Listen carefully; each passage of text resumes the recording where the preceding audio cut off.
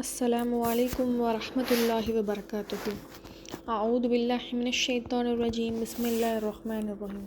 அன்புக்குரிய சகோதர சகோதரிகளே, குரானிய வாழ்வியல் ஆராய்ச்சி வகுப்பின் 3வது வகுப்பில் இருக்கோம் இன்ஷா அல்லாஹ். இதுக்கு முன்னாடி நம்ம என்ன பார்த்தோம்?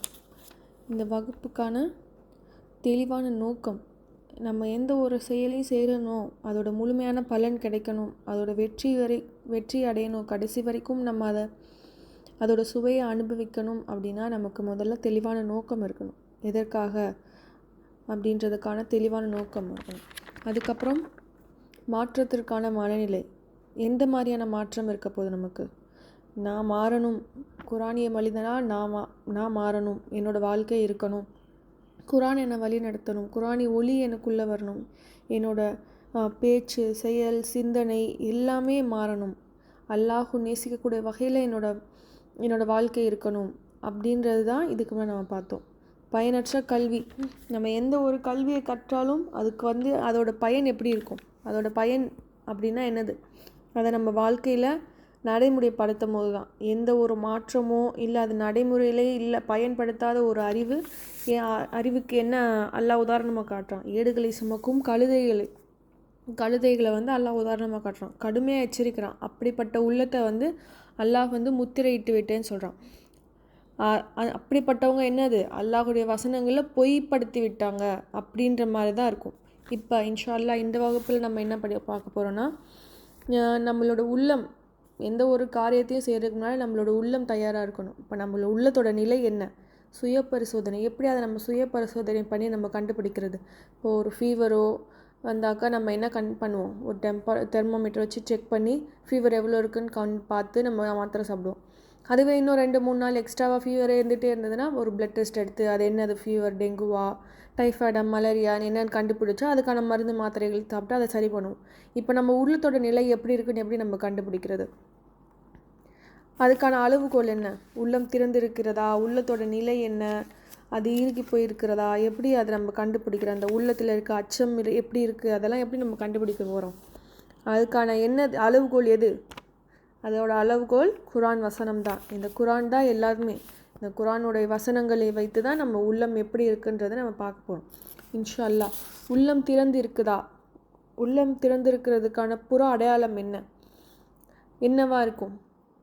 நம்ம குரானை வாசிக்கும் போதோ இல்லை அதை கேட்கும் போதோ நம்மளோட உள்ள சிலிர்க்கும். அல்லாஹுவின் அச்சத்தால் இருக்கலாம், இல்லையா நம்ம செய்த பாவங்களால் அல்லாஹுடைய அருளை நினைத்து நம்ம செய்த பாவங்களை நினைத்து நம்ம கண்களில் கண்ணீர் வரலாம். நம்மளோட உடல் உள்ளம் அப்படியே மென்மையாக இருக்கும், நம்ம உடல் அப்படியே சிலிர்த்து நமக்கு அதை நம்மளால் ஃபீல் பண்ண முடியும். நம்மளோட உள்ளம் அது மென்மை அடைந்து அல்லாஹுவை அஞ்சி அது கண்ணீர் விட்டு அல்லாஹுக்கு நன்றி சொல்லி சஜ்ஜதா செய்யக்கூடிய நிலைமை. அல்லாஹ் குரானில் சொல்கிறான், 50வது அத்தியாயம் 83வது வசனத்தில் சொல்கிறான் அல்லாஹ், இத்தூதரின் மீது அருளப்பட்டதை அவர்கள் செவியுறும் போது உண்மையை அறிந்து கொண்டால் அவர்கள் கண்கள் கண்ணீர் விடுவதை நீ காண்பீர்கள் அப்படின்னு அல்லாஹ் சொல்கிறான். பாருங்கள் அல்லாஹ் என்ன சொல்கிறான், இந்த குரான் வசனங்களை நம்ம கேட்கும் போது அதோட உண்மையை அறியும் போது நம்ம உள்ளம் அதை அதோட படிப்பினை அறிந்து அதோட சுவையை நம்ம உணரும் போது நம்ம கண்களில் நம்மளை அறியாமல் நம்ம கண்கள்லேருந்து கண்ணீர் வடியும். அதுதான் அல்லாஹ் சொல்கிறான், நம்ம உள்ளத்தோட புற அடையாளம் திறந்திருக்குதா, உள்ளம் திறந்திருக்குதா அப்படின்றதுக்கான புற அடையாளம் என்ன, நம்ம உள்ளம் மென்மையாக இருக்கும். இதுவே இந்த மாதிரி எந்த ஒரு இதுவுமே இல்லை அப்படின்னா எப்படி அதை நம்ம என்ன பண்ணுறது. உள்ளங்கள் பூட்டிடப்பட்டு இருக்கிறதா அல்லாஹ் குரானில் சொல்லியிருக்கான். 47வது அத்தியாயம் 27வது வசனத்தில், இந்த குரான் அவர்களுக்கு இந்த குரானை அவர்கள் சிந்திக்க வேண்டாமா, அல்லது அவர்கள் உள்ளங்களுக்கு அதற்குரிய பூட்டு உள்ளதா, இந்த குரானை சிந்திக்காதவங்க உள்ளத்தில் பூட்டு இருக்குதா அப்படின்னு அல்லாஹ் கேட்குறான். குரானை எப்படி நம்ம ஓதுறது, நம்ம உள்ளம் பூட்டு இருக்குதா இல்லை நம்மளோட உள்ளம் திறந்திருக்கிறதா எப்படி நம்ம உணர்றது. ஒரு தடவை ரீட் பண்ணி நமக்கு எதுவுமே தோணலை, அப்போ நம்ம உள்ளம் இறுகி போயிருக்குதா அப்படின்னு நம்ம நினைக்கணுமா, கிடையாது. அல்லாஹ் குரான் ரொம்ப அழகான முறையில் இறக்கியிருக்கிறான். ஒவ்வொரு வசனமும் ஒன்றுக்கொன்று ஒன்றுக்கொன்று சேர்ந்ததாக தான் இருக்குது. ஒரு முறை வாசித்தா அது நமக்கு புரியாது. மீண்டும் மீண்டும் வாசிக்கணும். நிதானமாக இருக்கணும். எந்த ஒரு செயல்லையும் நிதானம் இருக்கணும். அவசரப்படுறது வந்து ஷைத்தானோட பண்பு. எந்த ஒரு காரியத்துக்கும் வந்து அதுக்கான டைம் கொடுத்தா தான் அதோட பலன் நமக்கு கிடைக்கும். ப்ராக்டிஸ் மேக்ஸ் மேன் பர்ஃபெக்ட்னு சொல்லுவாங்க. அது மாதிரி நம்ம ப்ராக்டிஸ் பண்ணிகிட்டே இருக்கணும். நம்ம ப்ராக்டிஸ் பண்ணால் தான் அது நம்மளை வந்து பர்ஃபெக்டாக மாற்றும். எந்த ஒரு விஷயத்துலையுமே எடுத்தோடனே நம்ம வெற்றி அடைய முடியாது. எதுவாக இருந்தாலும், எந்த ஒரு விஷயமா இருந்தாலும், எந்த ஒரு போட்டியாக இருந்தாலும், விளையாட்டாக இருந்தாலும் அதுக்கு வந்து பயிற்சி தேவை. பயிற்சி இல்லாமல் எதுவுமே நமக்கு கிடைக்காது. பயிற்சி அடையாமல் நம்மளால் எதுக்குமே வெற்றி அடைய முடியாது. எல்லாத்துக்குமே அதுக்குரிய பயிற்சி தேவை.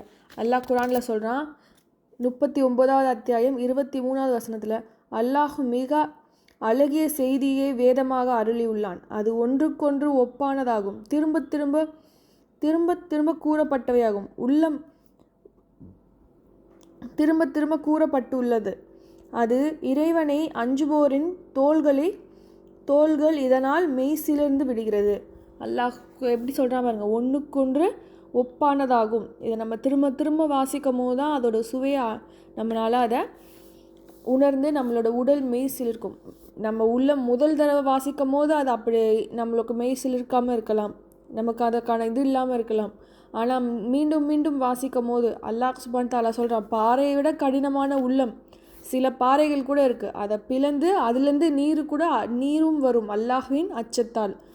குரானில் அல்லாஹ் சொல்கிறான், 2வது அத்தியாயம் 74வது வசனத்தில், இதன் பிறகு உங்கள் உள்ளங்களில் இறகிவிட்டனவா, அவை பிறைகளை போன்றது அல்லது அதைவிட கடினமாகி விட்டாலும், எனினும் பாறையிலும் கூட ஆறுகள் பீரிட்டு ஓடுகிறது. சில பாறைகள் பிளந்து அவற்றிலிருந்தும் நீர் வெளியாகிறது. அல்லாஹ்வின் அச்சத்தால் கீழே விழுபவையும் அவற்றில் உள்ளவையும் நீங்கள் உள்ளன கீழே விழுவையும் அவற்றில் உள்ளன. நீங்கள் செய்வதுவற்றின் அல்லாஹ் கவனமற்றவனாக இல்லை. நம்ம என்ன செய்கிறோன்றது அல்லாஹ் அறிவான். பாருங்கள், நம்ம உள்ளம் கடினமாக இருந்தாலும், பாறையை விட கடினமாக இருந்தால் கூட அல்லாஹ் என்ன சொல்கிறான், பாறைகளில் கூட சில பாறைகளில் வந்து அல்லாஹ் வந்து அதுலேருந்து தண்ணீரை பீரிட்டு ஓட செய்வான். நம்ம விடாமுயற்சியோட, நம்ம முழு மனதோட மாறணுன்ற எண்ணத்தோடு நம்ம முயற்சி செஞ்சோன்னா இன்ஷா அல்லாஹ் வந்து எல்லாத்தையும் அறிந்தவன். அவனுக்கு வந்து நம்ம செய்வற்றில் கவனமற்றவனாக அவன் கண்டிப்பாக கிடையாது. நம்மளோட உள்ளத்தை அல்லாஹ் மென்மையாக்கி அதை வந்து அல்லாஹ் நமக்கு உள்ளத்தை திறந்து வைப்பான். இந்த குரானிய ஒளி இன்ஷா அல்லாஹ் நம்மளுக்குள்ளே வரும். இறுகிய உள்ளத்தில் ஈரம் இல்லையா? எப்படி ஈரம் இல்லாமல் போகும்? அதற்கான புற அடையாளங்கள் என்ன? மூசா அலைஹிஸ்ஸலாம் அவர்களோட சம்மதம் மக்கள் எப்படி இருந்தாங்க? அவங்க அந்த கடலை அல்லாஹ் பிளந்து அவங்கள அதிலேருந்து காப்பாற்றி வந்தாங்க. அப்போ அங்கே வந்து அவங்க என்ன பார்த்தாங்க, ஒரு கடவுளை, ஒரு சிலையை வணங்கக்கூடியவர்களை பார்த்ததுக்கப்புறம் மூசா அலைஹிஸ்ஸலாம் அவங்க என்ன கேட்டாங்க, இதை போன்ற ஒரு கடவுளை எங்களுக்கு ஏற்படுத்தி தரமாட்டியா யா மூசா அப்படின்னு அவங்க கேட்குறாங்க. அப்போ மூசா நபி என்ன சொல்கிறாங்க, உங்களுக்கெல்லாம் நீங்கள் வந்து அப்படி கேட்கும் போது அவங்க என்ன சொல்கிறாங்க, நீங்கள் அறிவில்லாத கூட்டமாகவே இருக்கிறீர்கள். அவர்கள் எதில் இருக்கிறார்களோ அது அழிக்கப்படக்கூடியது. அவர்கள் செய்து கொண்டிருப்பதை வீணானவையே என்று அவர் கூறினார். அல்லாஹ்வை அன்றி உங்களுக்கு வேறு கடவுளை தேடுவேனா? அவனே அகிலத்தாரை விட உங்களுக்கு சிறந்தவன் என்று கூறினாங்க மூசா நபி. அந்த மக்கள்லாம் எப்படி இருந்திருக்காங்க? அவங்களுக்கு கண்ணு முன்னாடி அவ்வளோ பெரிய அத்தாட்சி அல்லாஹ் அற்புதத்தை அல்லாஹ் அவங்களுக்கு காட்டியிருக்கான். ஆனால் அதை பார்த்து கூட அவங்களோட மனம் வந்து இறுகி போன உள்ளம் வந்து அவங்களுக்கு வந்து அதுக்கான ஆற்றல் அல்லாஹ் அவங்களுக்கு கொடுக்கவே இல்லை. அந்த உள்ளம் அவங்கள அதை ஏற்றுக்கொள்ளவே இல்லை. அல்லாஹ் குரானில் சொல்கிறான், 17வது அத்தியாயத்தில் 107வது வசனத்தில் அல்லாஹ் சொல்கிறான், நீங்கள் இதை நம்புங்கள் அல்லது நம்பாதீர்கள். இதற்கு முன் கல்வி அறிவு வழங்கப்பட்டோர் இதை ஓதி காட்டும்போது அவர்கள் பணிந்தவராகவும் முகம் கீழே சஜிதாவில் விழுவாராக என்று கூறினார். மேலும் அவர்கள் எங்கள் இறைவன் தூயவன், எங்கள் இறைவனின் வாக்குறுதி நிறைவேற்றுபவனாகிவிட்டான் என்று கூறுவார்கள்.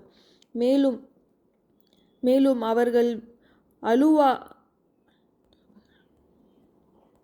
மேலும் அவர்கள் அழுபவராகவும் முகம் கீழே சஜிதாவில் விழுவராகவும் அல்லாஹ் அவர்களுக்கு அது பணிவே அதிகரிக்கிறது. அல்லாஹ் கூறுறான் பாருங்க. அல்லாஹ் இதுக்கு முன்னாடி எவ்வளோ பேர் இந்த குரானை வாசிக்கும் போது அதை கேட்கும் போது அவங்களோட உள்ளத்தோட நிலை எந்த அளவுக்கு எந்த நிலையில் இருந்திருக்கு.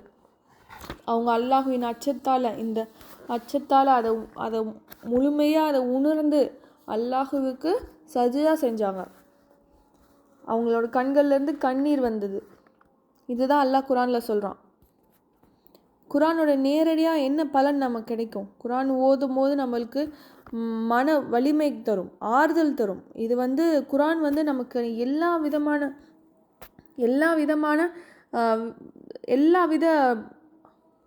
எல்லா நிலையிலும் இந்த குரான் நமக்கு மாற்றத்தை கொடுக்கும். இது குரானில் இது எதற்கான இதுக்கு மட்டும்தான் இதில் தீர்வு இருக்குது, இதுக்கு மட்டும்தான் இருக்குன்னு இல்லை, எல்லாத்திற்குமே இருக்குது. நம்ம படிக்கும் போது அதற்கான எல்லா தீர்வும் அல்லாஹ் அதில் நமக்கு காட்டி கொடுப்பான் இன்ஷா அல்லாஹ். சூரா மரியம்ல அல்லாஹ் சொல்கிறான், குரான் யார் அல்லாஹுவே யாருக்கு அல்லாஹ் அருள் புரிந்தானோ அத்தகையோர் இவர்கள்தான். அவர்கள் ஆதமின் வழித்தோன்றலிலும் நபிமார்களில் நூகுடைய கப்பலிலும் நாம் ஏற்றி சென்றவர்களும் இப்ராஹிம் இஸ்ராயில் ஆகியோரின் வழித்தோன்றல்களிலும் நாம் நேர்வழி காட்டி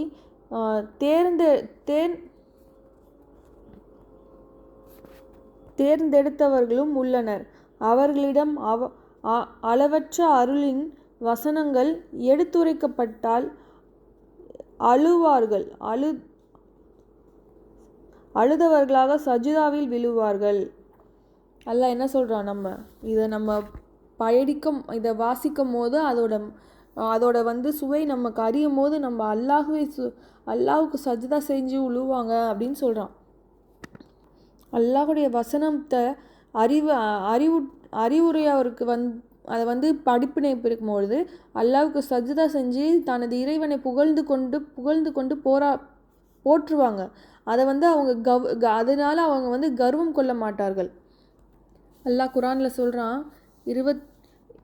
39வது அத்தியாயத்தில் 21வது வசனத்தில், அல்லாஹுவே வானத்திலிருந்து மழையை இறக்கி அதன் பூமியில் நீரூற்றுகளை ஓட செய்கிறான் என்பதை நீர் சிந்திக்கவில்லையா? பின்னர் அதன் மூலம் பல்பல நிலங்களிலும் பயிர்களை வெளிப்படுத்துகிறான். பின்னர் அவை உலர்ந்து மஞ்சள் நிறமாக காண்பீர். பின்னர் அதை காய்ந்து சருகாக ஆக்கிவிடுகிறான். இதில் அறிவுடையோருக்கு படிப்பினை இருக்கிறது. அல்லாஹ் சொல்கிறான், இந்த உலகத்தில் எல்லாத்தையுமே அல்லாஹ் இந்த உலகத்தில் எப்படியெல்லாம் படைச்சிருக்கான், எப்படியெல்லாம் அதை நம்ம சிந்தித்து பார்க்க சொல்கிறான். அறிவுடையாருக்கு இதில் கண்டிப்பாக இந்த குரானில் அல்லாஹ் சொல்கிறான், அறிவுடையாருக்கு படிப்பினை இருக்கிறது. இந்த குரானை அவங்க சிந்திக்கலையா? அவங்க உள்ளத்தில் பூட்டிடப்பட்டிருக்கா? நம்ம இறக்கிய வசனங்கள் நம்மளோட சான்றுகளை அவங்க சிந்திக்கலையா? இதெல்லாம் சிந்தித்தும் அவர்கள் உள்ளம் திறக்கலையா? அந்த அளவுக்கு நம்ம நேரடியாக கண் முன்னாடி காட்டியும் சிலருக்கு அல்லாஹ் அவரோட உள்ளத்தை முத்திரையிட்டு விட்டான். அவங்களுக்கு அதோட பலன் அவங்களுக்கு அல்லாஹ் நாடினார் மட்டும்தான் அல்லாஹ் நேர்வழி கொடுப்பான். அல்லாஹ் யாருக்கு நேர்வழி காட்டலையோ, யார் அவன் வழிகேட்டில் விட்டுட்டானோ அவங்கள காப்பாற்றுறதுக்கு யாராலும் அவர்களுக்கு நேர்வழி காட்டவே முடியாது. அல்லாஹ் நாடியவருக்கு மட்டும்தான் அல்லாஹ் நேர்வழி காட்டுவான். இதில் படிப்பினை இருக்குது. நம்ம ஒரு வாட்டி படிச்சிட்டோம், அல்லாஹ் நமக்கு நேர்வழி காட்டலன்னு நம்ம நினச்சிடக்கூடாது. இது குரான் எப்படி சொல்கிறான்? அல்லாஹ் ஒரு முறை வாசித்தால் போதாது, மீண்டும் மீண்டும் திரும்ப நம்ம முயற்சி செய்யணும். அல்லாஹ் நம்மளோட முயற்சியும் பார்ப்பான். அல்லாஹ் எல்லாத்தையும் அறிபவனாக இருக்கான். மறைவானவற்றையும் அறிபவன். நம்ம உள்ளத்தில் என்ன நினைக்கிறோம், நம்மளோட மன உறுதியும் நம்மளோட நோக்கமும் தெளிவாக இருந்தால் அல்லாஹ் நம்மளோட உள்ளம் ஆரம்பத்தில் அது திறக்கலை, மென்மையாக இல்லை, அதுக்கான சிலுக்கலை அப்படின்ற நிலை இருந்தாலும் அல்லாஹ் நம்மளோட எண்ணம் சரியான எண்ணம் இருந்தாக்கா அல்லாஹ் கண்டிப்பாக அதுக்கான பலனை கொடுப்பான். இன்னைக்கு இல்லாலும் என்னைக்காவது அதற்கான நேரம் வரும்போது அல்லாஹ் நம்மளை அல்லாஹ் அதுக்கான நேரம் வரும்போது அதோட பலனை நம்மளை சுவைக்க வைப்பான். அப்போது அன்னைக்கு இன்ஷா அல்லாஹ் நம்ம கண்களில் அல்லாஹுவை நினைத்து கண்ணீர் கண்டிப்பாக வரும்.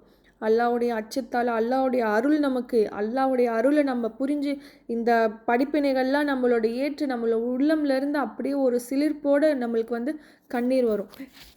குரான் வெறும் ஒரு புத்தகமாக இல்லாமல் அதை நம்ம குரானில் சுமக்க வேண்டிய ஒரு ஒளி. அது நம்மளுக்கு மாற்றத்தை ஏற்படுத்தணும் அப்படின்னா நம்மளோட உள்ளம் மென்மையாகணும். குரான் மென்மையாகிறதுக்கான முயற்சிகளை நம்மளை இன்ஷா அல்லாஹ் மீண்டும் மீண்டும் முயற்சி செய்வோம். குரான் வசனங்களை மீண்டும் மீண்டும் படிப்போம். அதற்கான சுவையை நம்ம உணர்ந்து இன்ஷா அல்லாஹ் நம்மளோட உள்ளங்களை மென்மையாக்கி அடுத்தடுத்து எப்படி நம்மளோட வாழ்க்கையை மாற்றிக்கிறதுன்றதை நம்ம குரானிய மனிதராக மாறுறதுக்கான அடுத்தடுத்த முயற்சிகளை இன்ஷா அல்லாஹ் அடுத்த வகுப்பில் பார்க்கலாம். அஸ்ஸலாமு அலைக்கும் வரஹ்மத்துல்லாஹி வபரகாத்துஹு.